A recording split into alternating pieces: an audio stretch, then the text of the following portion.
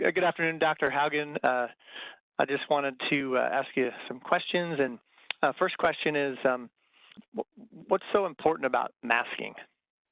Yeah, there's been a lot of controversy, unfortunately, about masking, and that goes back to early studies with flu, which it was just whether that was successful or not. And they did that in 1918, and there was a question whether it worked. But the reality is, I think if you listen to what's happened with COVID, we've had more success. And how do we know that? You can't obviously do a blind controlled study on this because obviously some people are wearing a variant, other people wouldn't be, and it's obvious who's doing what. The best data we have is coming out of where they do comparison between counties that when they were at the same rate in Georgia and Kansas, when one county mandated masks where the other just didn't, there was a decrease within a week to 2 weeks in the county that mandated the mask where there wasn't in the other county. And that's our best evidence. The other good thing about a mask is it reduces viral load, and that's what it's really about. How infected do you want to be? And I think in COVID, you don't want to be very infected. And so the mask, because it's aerosol and droplet, but droplet primarily. So with the mask, with the humidity of the mask and that, it's not going to allow those droplets to penetrate as far. And so you're probably reducing the viral load within wearing the mask. And so that's your protection. Okay, very nice. Also, we've had a lot of concerns about how to reach people who to date have decided not to get vaccinated, and what I'm sure you have patients that come in and who have not been vaccinated to date. What are some of the messages that you send to them to encourage them to get vaccinated? Yeah, I think with these patients, the biggest thing I want to understand is what is their concerns. Try to listen to those concerns. I wasn't as good at that to start off with because in some cases, to me, it seems so obvious why vaccine is important.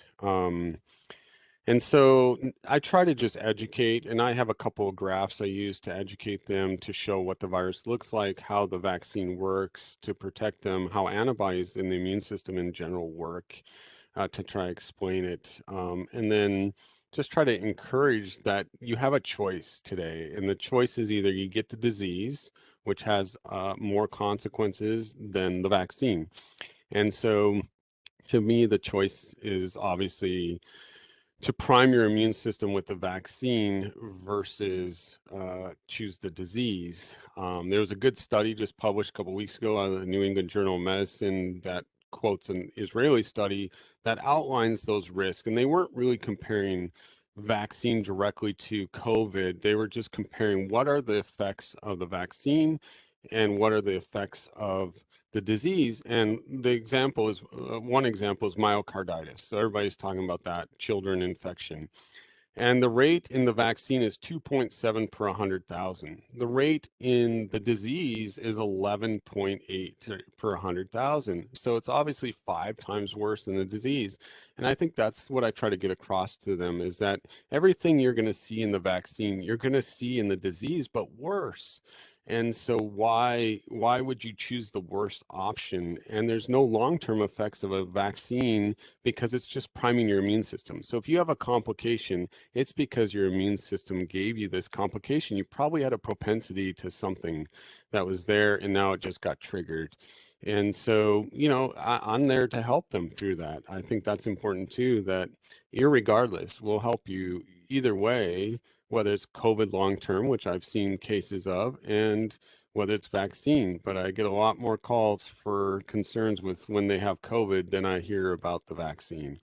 And so, and I think your clinics that you guys did so well in the spring got what 50,000 doses or something like that into people's arms. And how Yeah, many? over 60. Yeah, 60,000 doses. And how many phone calls have you heard from our community docs about vaccination complications? I mean, for 60,000 doses, we're Hmm. hearing nothing reality. And yet, with COVID being active in our community currently, I mean, every week I'm getting, what do I do? I'm short of breath. What do I do now that I have this disease? So to me, that's where I think people are putting their fear in the wrong place, unfortunately. Hmm. Well, those there are the breakthrough cases, the cases that where people are vaccinated and yet they get the disease, Yep. and that's for some people ask themselves, why should I get vaccinated if I'm just going to get the disease anyhow? So Right. what kind of response do you give to that question? Well, fortunately, I think we just got some better information. I think the problem was the messaging from the national CDC level recently with the quoting the study that created why do people now that are vaccinated have to wear masks indoors where they didn't. And I think a part what people forget is when the mask mandate went away at the end of June, it was never recommended that unvaccinated could take their masks off. So 40% of our county should have been wearing masks in the stores, and they weren't, is the bottom line, because that's how many people were still. I mean, it's more than that, right? I think it's 50% of people or whatever it should be wearing masks, and they weren't. So they weren't doing the responsible thing necessarily, other than, they're trying, I'm sure, in their own way, and that's what they're trying to do.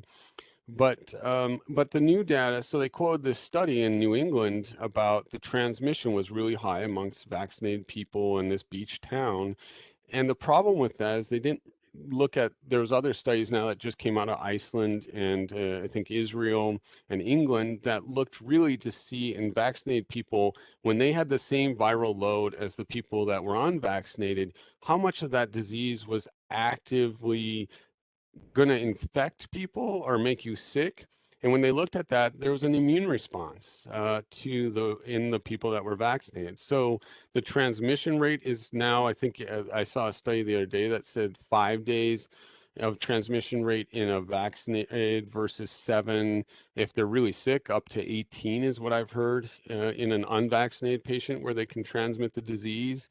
And so clearly, when you're vaccinated, you've been primed to the disease.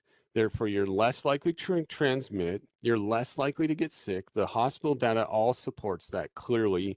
And that's what we really, Jake and his team really worked hard in the last couple of weeks to get that data more transparent on their website, the Department of Health website, which has been fabulous to see that data, and it makes it so clear cut to see who's getting sick in the hospitals. And so I just try to explain it that way. And I think now that we're getting better data in the last couple of weeks about that, I think people realize they're still, by getting vaccinated, protecting others. It's not just about protecting themselves anymore.